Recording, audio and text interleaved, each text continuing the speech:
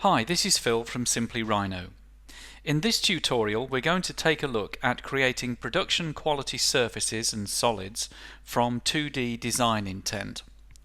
We've used the example of a ceramic coffee pot, as it's often the case within the ceramics industry that the design progresses quite a way in 2D before any 3D involvement. The starting point for this exercise is a series of 2D drawings created in Adobe Illustrator. We'll look at quickly reconstructing some of the major construction curves in Rhino before producing a series of surfaces from the minimum of curve input. The emphasis is on creating high quality surfaces relatively quickly before arriving at the final 3D solid model. This tutorial is in 3 parts, and this is part 1. The starting point for this exercise is a 2D layout presented in Adobe Illustrator. This is a full-size drawing containing a plan, a number of elevations and some sectional views. In fact, most, if not all, the information we need to create an accurate 3D model in Rhino. If we just zoom in and take a look at the plan and elevations, we can see that the shape is essentially elliptical in plan, and also that there's a subtle shape change going on between the curves as shown in the side elevation and as shown in the end elevation. The high point for the curves on the side elevation is somewhere around about here, and it's much higher up, somewhere about here on the end elevation. So clearly this is something that we need to get right when we start to build the surface in Rhino.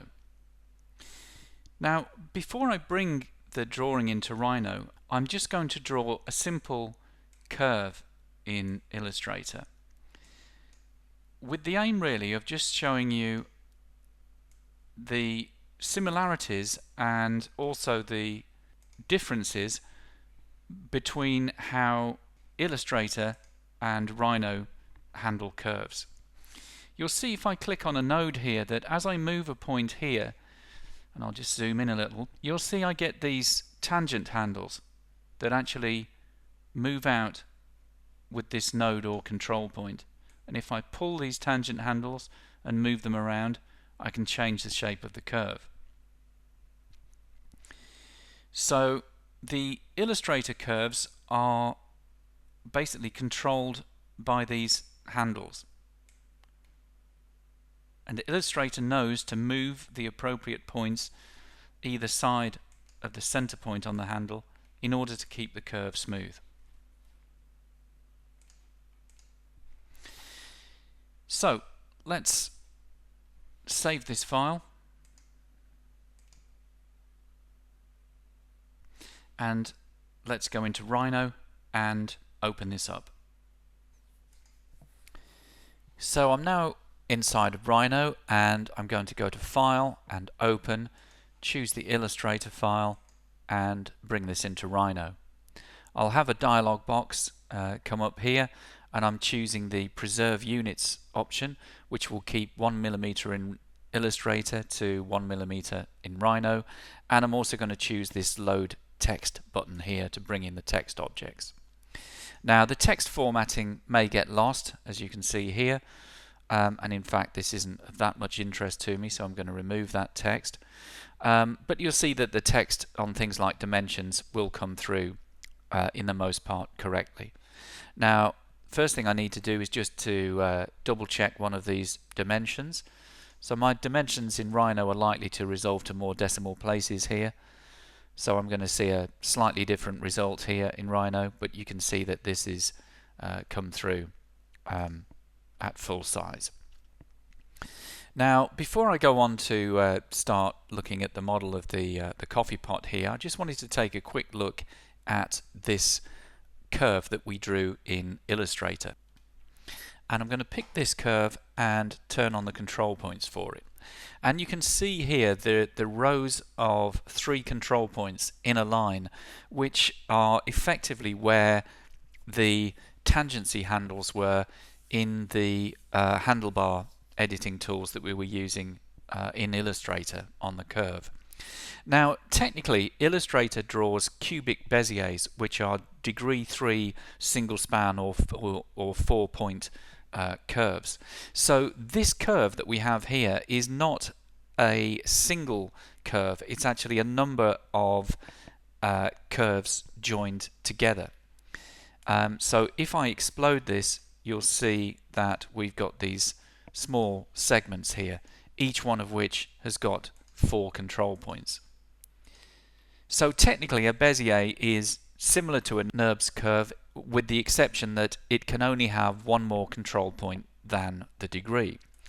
And what this means is that with curves that are brought in from Illustrator, when these curves have some complexity to it like this, then this curve is not going to be curvature continuous. It's only going to be tangent continuous at these ends of the separate curves. And of course, if we turn on the control points in Rhino and we effectively move one of the points that's on a tangent point here, then of course we'll expose that fact and we'll get a kink in the curve. So there's nothing wrong intrinsically with Beziers, but just be careful when you start point editing curves directly that have been built in Illustrator. Very often for the type of work that we're doing here, NURBS curves are slightly more useful to us. Okay, so let's go ahead and delete this curve and then centralize this imported drawing onto our Rhino construction plane here, and then let's start to do a little bit of organization here. So I'm going to change the layer name from default to imported CAD. I'm going to put a numerical prefix in front of that layer as well, so that I can always get my layers back in order if anything untoward happens with them. And I'm also going to have a blank layer right at the top of my layer stack as well. Then I'm going to create another new layer, and I'm going to call this elevations in place. Okay, and now what I'm going to start to do is to move some copies of these elevations and plans into a sort of a common position in 3D space, so that they're all sitting in their appropriate positions. So I'm going to create a new sub-layer here under elevations in place and call this side elevation.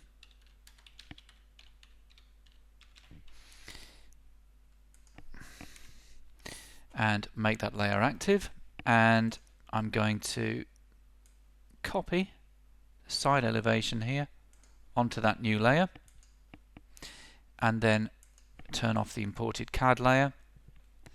Just a bit of extra information there that I don't want, and I'm going to try and find a midpoint of this bottom edge. There it was, and center that around 0, so that's on the centered around the axis now on our world construction plane. And I just want to check the accuracy of that midpoint there, so I'm going to just snap onto that midpoint there, find a position here, find a position there, check that these dimensions are the same, which they are, so that's good. So it looks as though there's some symmetry about this model, which is good.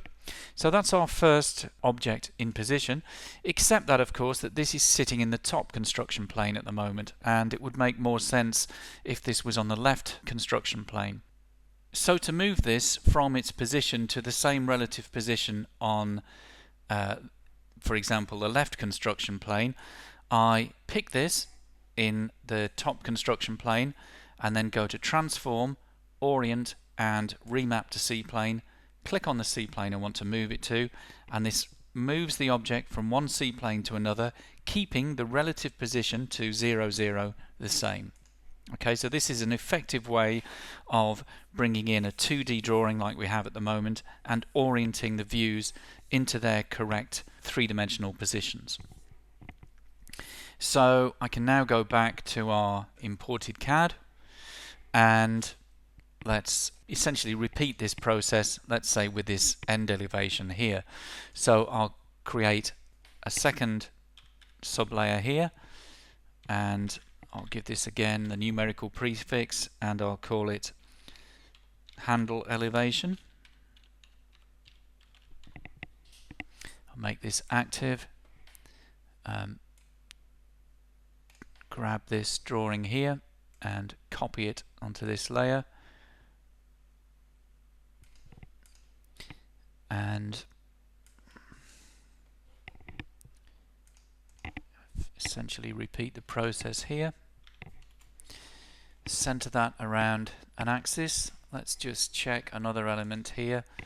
Let's go from 0 with the dimension here to that handle end there, and same again. Okay, that looks good. So again, showing me that that handle is symmetrical about 0. And this really needs to be on the rear elevation. So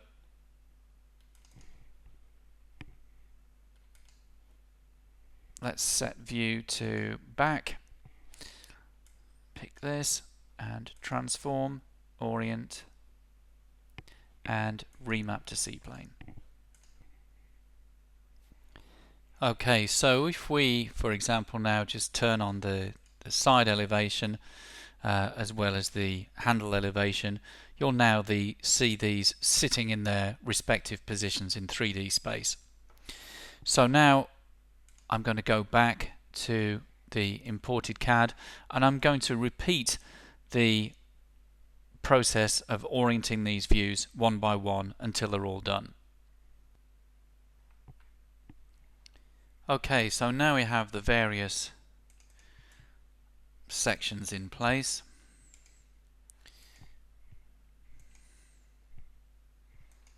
Okay, so you can see that everything is just placed where it should be in 3D space. So this makes it pretty easy for us now to start tracing off some curves. Probably the best thing here is to actually start drawing these curves afresh in Rhino. If we look at what's come through from Illustrator, some of the curves look quite clean. Some of the other curves look very dense, very, very difficult to work with. So let's say that we're going to create some new curves in Rhino for everything here, rather than relying on any of the imported curves. So as we sort of pointed out earlier on, the shape is essentially of the body of the coffee pot is essentially elliptical, and then there is a change in section, cross section, from the side elevation to the end elevation, where the sort of high point is at the mid here and it's much lower down here. So it's a reasonably subtle shape, and we want to kind of maintain this elliptical cross section as well. So I guess the first thing we need to do really is to actually take a look at the base of this. We've got some call-out dimensions here at the high point of the curves, but we know that these high points are in slightly different positions. So we might need to start by slightly approximating this. And by that I mean that we can actually draw an ellipse of these dimensions here and produce a surface that is close to the side elevation, and then amend that surface so that it matches the end elevation. So I'm going to create another set of layers here. I'm going to call these 2D curves, and I'm going to create a sub layer here and call this body curves. Again, this needs a prefix in front of it. And let's just turn on the side elevation. So working in our right view here, turn on project, and let's look at curve fitting a curve over the top of this existing curve here. So I'm going to use an interpolated curve here, and I'm going to just change the color of my layer here so I can see this a little more readily, and I'm just going to click on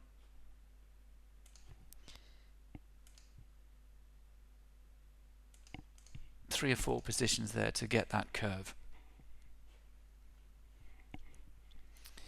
And let's just extend this curve using the by arc option here and pull this up here and pull this down here slightly. Okay, now because I drew an interpolated curve here, I'm not in control of the number of control points on here, and obviously where I extended as well, I'm going to get these extra points here. So first thing I need to do is to rebuild this curve, and I'm just going to keep this nice and simple, degree 3, 4 control points. And this obviously now much simpler and easier to work with, and I just want to check the deviation between this and the existing curve. I can do this by going to Analyze, Curve, and Deviation, and then pick the 2 curves here, and Rhino will tell me that I'm 0.003 of a millimeter out here, and if I repeat that command again with the keep marks option on, it should give me some points where I'm closest and furthest away. So 0.003 of a millimeter, not particularly worried about that. So let's remove these points, and let's say that this rebuilt curve is close enough for what we need at the moment. And I'm just going to trim the bottom off this curve. So just make sure the bottom part of it is the right height. And I'm going to leave the top slightly over long here. It doesn't need to be quite as long as it is.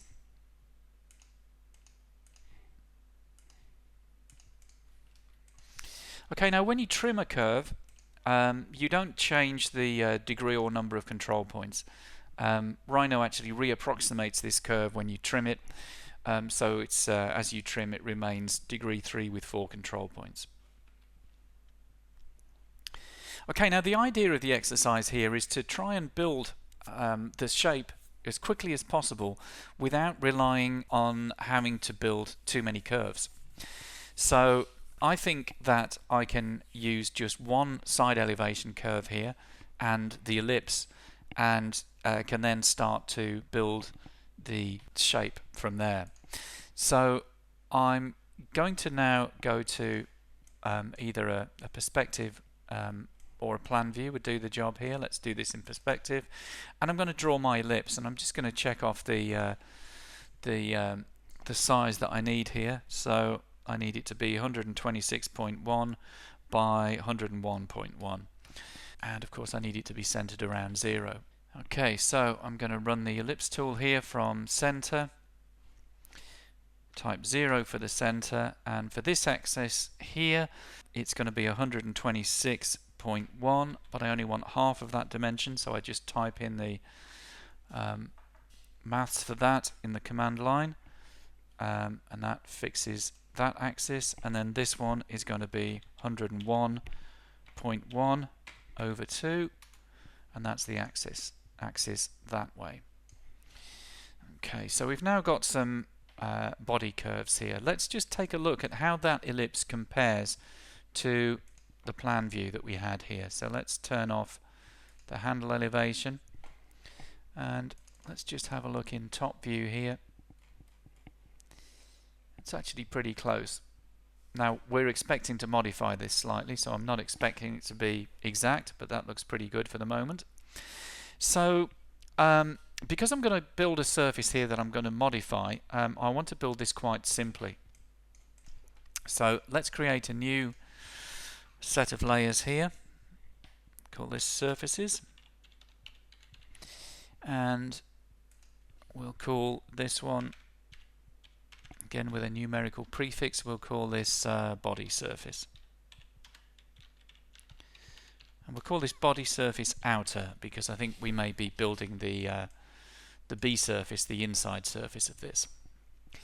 So the technique that I'm going to use here is a rail revolve. This is a kind of fairly simple way of building a surface where we have a sort of a combination between a rail, a one rail sweep and a revolve. So I need to take off my project constraint and then run rail revolve, pick the profile curve, the rail curve, and then define the axis. Pull up vertically to define the axis, and this will build my rail revolve surface. Now you'll see this is quite a nice simple surface, and an advantage of this is if we look at the control points here, it will retain the degree 2 orientation about the elliptical profile. And we can check this here by picking the surface and going to what, and you'll see that it's degree 2 in U and degree 3 in V. Okay, now if we now compare this with the first of all the side elevation, that looks reasonably close. Well, in fact, as close as our original curve was. But if we now look at the handle elevation, for example, you'll see that this is where we can see where the shape is changing. Now the idea here is that it's fairly easy to point edit this surface as long as we're careful. So I'm going to turn on the control points for this surface, and I'm going to turn off my Rhino curves that I built, and I'm going to lock the handle elevation layer. And we could work in ghosted here, it might help us see a little better. And what I'm going to do is to pick some rows of points here. Let's just have a look at this in 3 dimensions. So it's important to maintain the elliptical structure of this, that these 3 points and these 3 points stay in line. So these need to be moved together. So in other words, what I'm going to do is change the shape just as it appears in this elevation. Sorry, wrong elevation. Just as it appears in this elevation. Let's go back to wireframe to do this. And what I'm going to do is to scale this. I'm going to use the transform and scale 1D command. And I can snap, for example, to the middle point here, pull over here, and then start to pull out those points. Do the same here.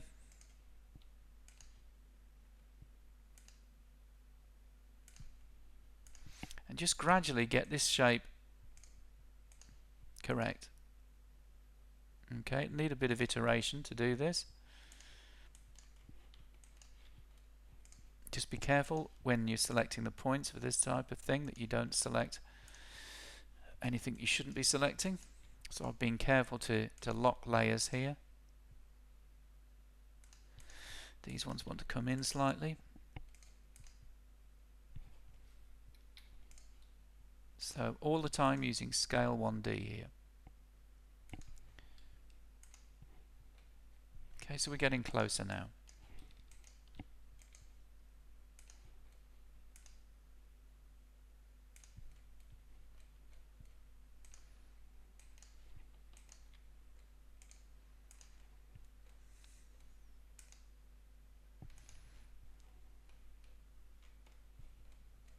Okay, that looks pretty good now. So let's turn on the shaded view for that. And what we should see here is that our shape has stayed the same in our side elevation, but we've modified it in the end elevation. And if we've been careful with this, then we should see here that we don't have any disruption of the zebras as we move along here. Okay, remember to get good feedback from the meshes, for the analysis meshes. Go to detailed controls, and quick way of setting the meshes as ever is to set everything to 0, which overrides the setting. Just use this one value here, maximum distance edge to surface. Set this something similar to the absolute modeling tolerance to get a really nice tight mesh here. And there we go, we get a nice smoother mesh there. So you see there's no disruption over where the quad points would be on the ellipses here. That all looks nice and smooth. And again, if we see this with an environment map, again, that's nice and smooth. Okay, so that's our basic outer surface for the coffee pot. Now, if we wanted to offset this surface to create the inner surface, rather than to create a solid outer volume and shell inwards, then we have some choices to think about when we offset. So I'm going to create a new layer here.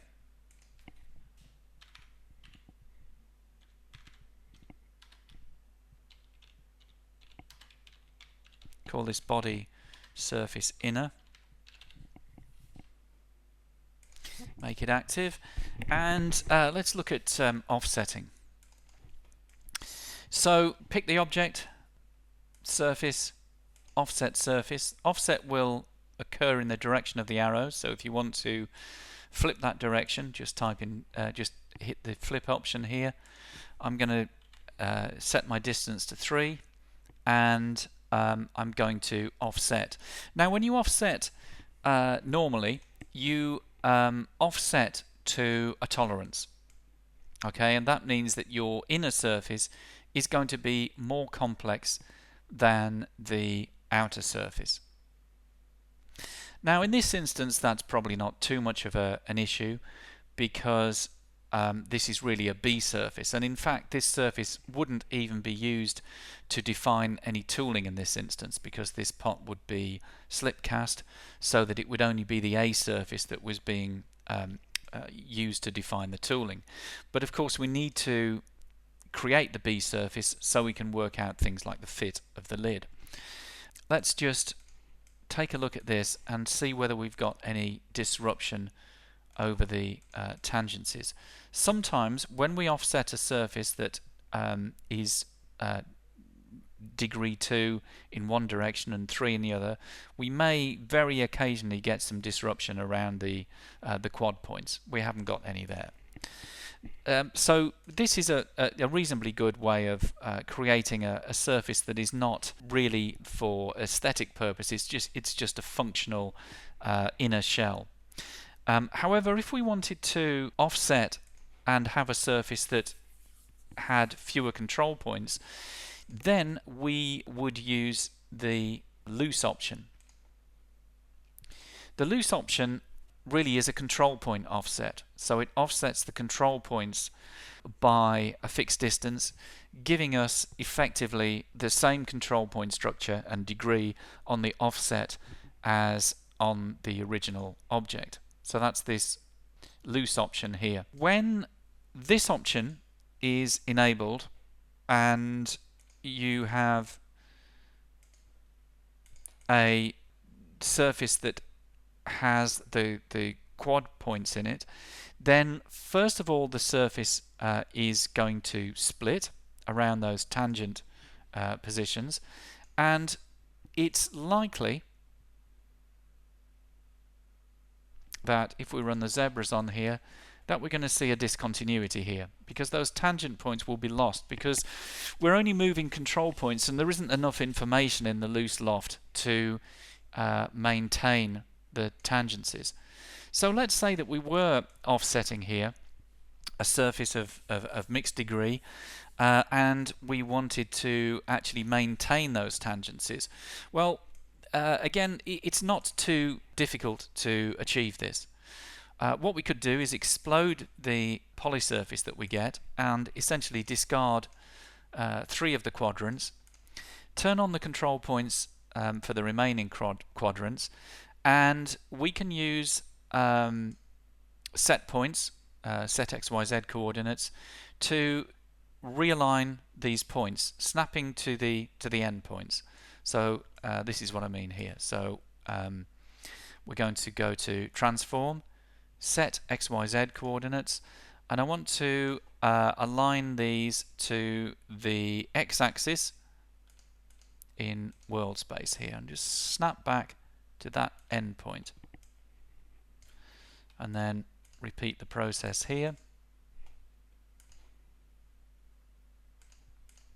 Of course, make sure that you have the point snap enabled when you do this.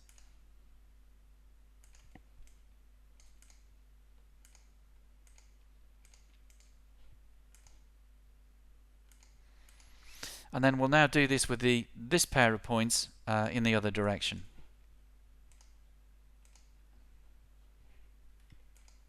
So that pair of points now, and I want these to be in Y, not X this time.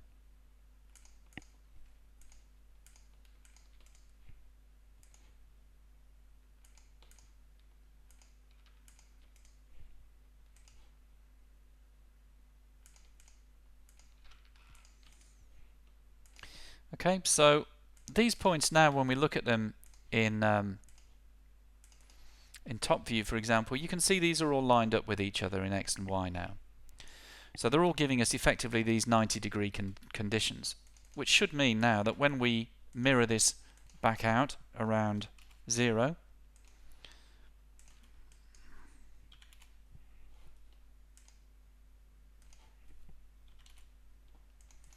that we have now a surface where our zebras are consistent and our continuity has been regained. Okay, so once we've created the offset, let's just now concentrate on the next part of the design, which is going to be the handle. So I'll just turn on my elevations in place and I'll look at the side elevation and the handle elevation and just look at these here, and it looks as though the handle has got a fairly consistent, well, completely consistent width to it here, and it looks as though the section thickness is constant as well. So this should be a fairly straightforward exercise and something that we can probably use a sweep one rail for. So I'm going to create some new curves here on my 2D curves layer. Create a new layer for these, and these are going to be handle curves.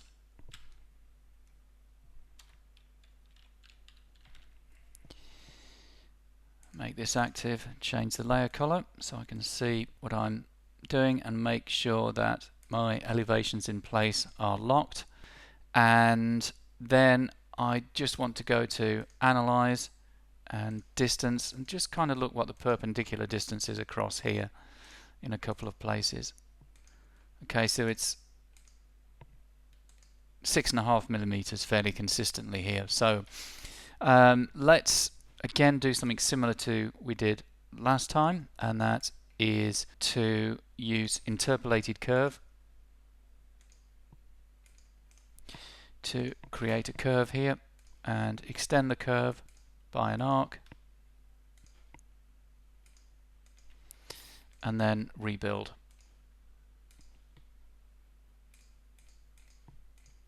Okay, you can see that that curve is very close to our intent there. I only need to draw the outside curves in this instance. I'll put the radius part in the smaller radius last of all. So I'll build the 3 main curves here.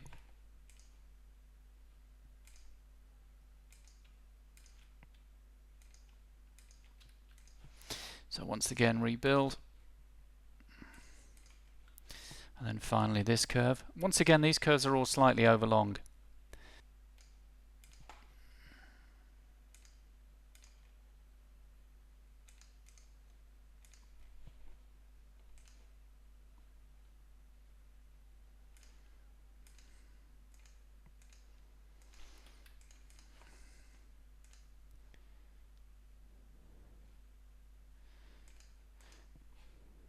Okay, so those are rebuilt now. Now I'm just going to see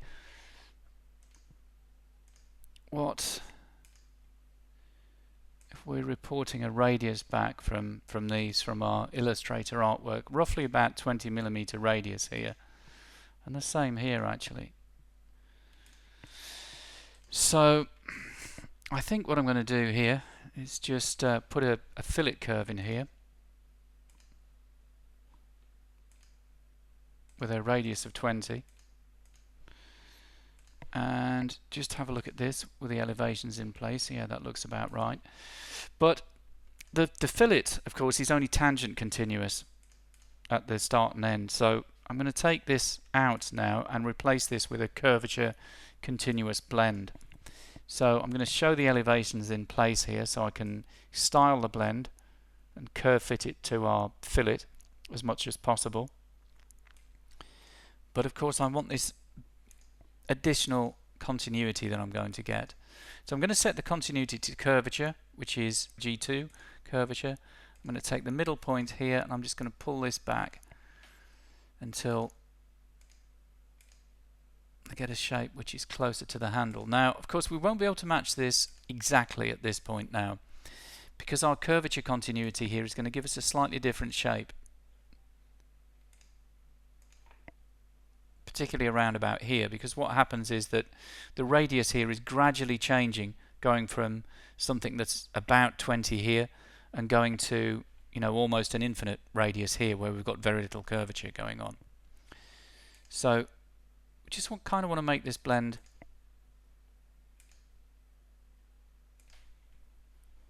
look good, not look too stressed at the end of the blends.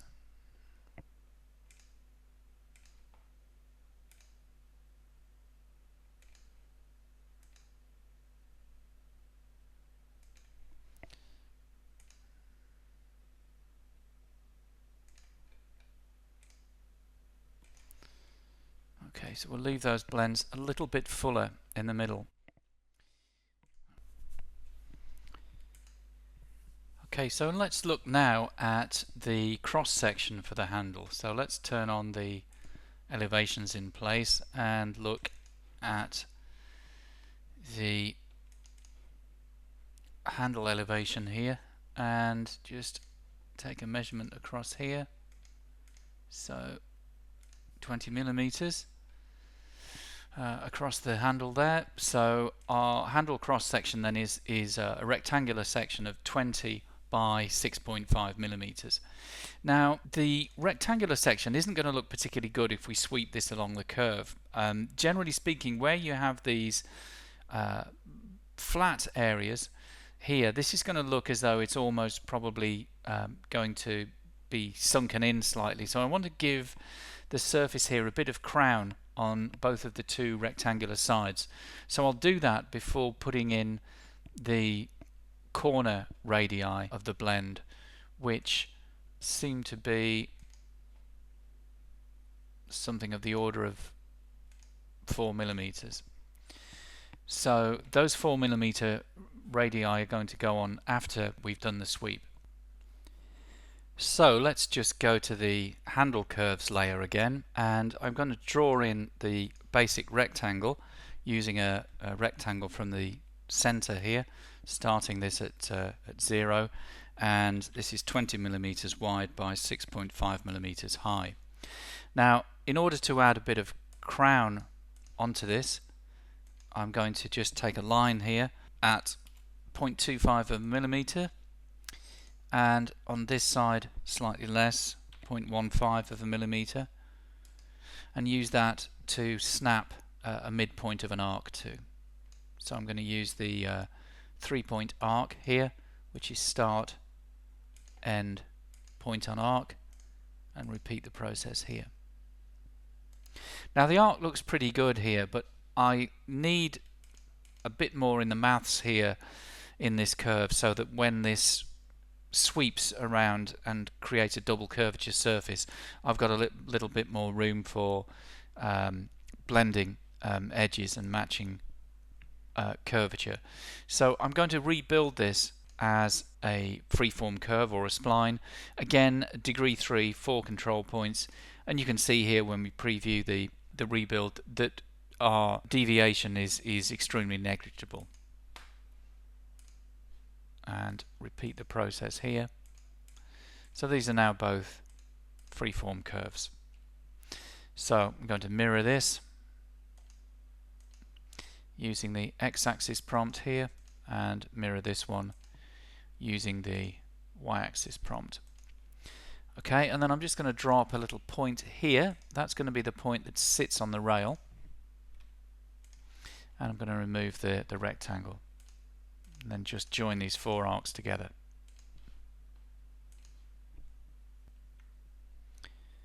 Okay, now I can think about orienting this onto the handle curve. So for this I'm going to use the orient perpendicular to curve command, and I always like to use this command with the curve that I'm going to, or object that I'm going to orient in a similar position, and I do this both for orient perpendicular to curve and orient on surface. So what I tend to like to do is to have the cross section in this place so it's lying planar with the active construction plane, so that the perpendicular direction is actually the vertical direction in this instance. So I know that what's vertical is going to be perpendicular when I do the orientation. So transform,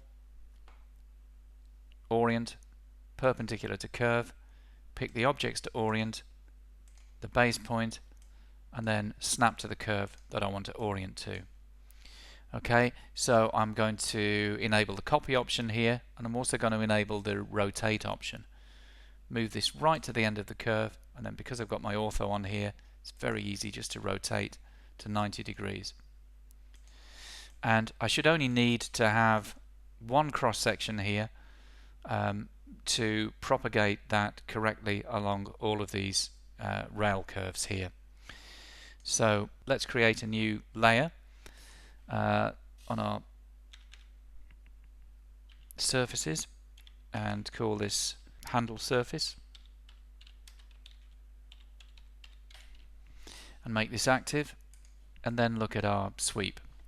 So I'm going to use a one rail sweep, and I'm going to use the chain edges option, which means that these various curves don't need to be joined together. If I have the auto chain option on, anything that is tangent or above is going to pick in the chain.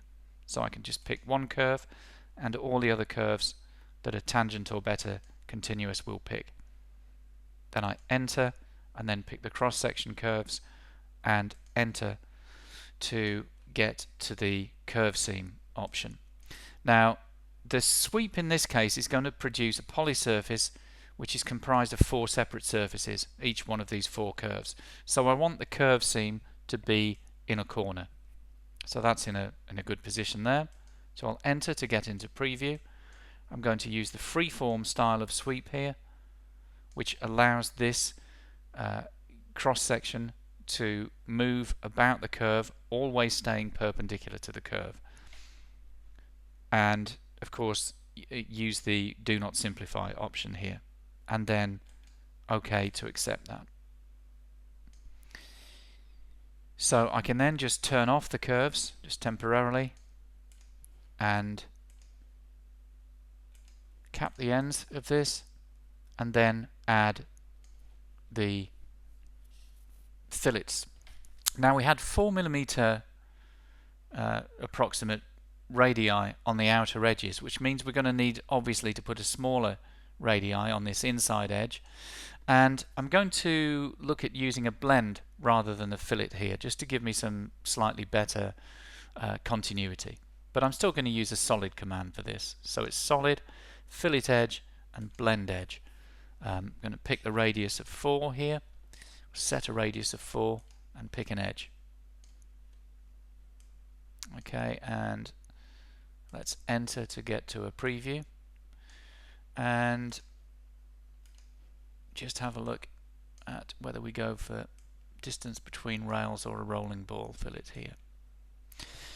Shouldn't really make any difference here because our angular condition here between the two edges that where I'm setting back to fillet is actually consistent. So rolling ball will give me something that actually matches more closely the description that exists in Illustrator.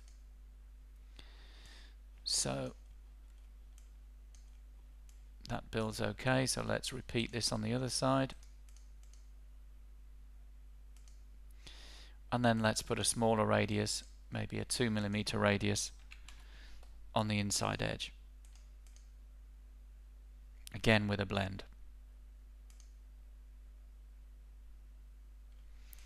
Okay, and let's quickly check this over with the environment map. What we're checking here is that the blends just look smooth and that we haven't really got any little kinks or creases going on where we've filleted. Okay, so that looks okay. This is how it's going to fit into the body.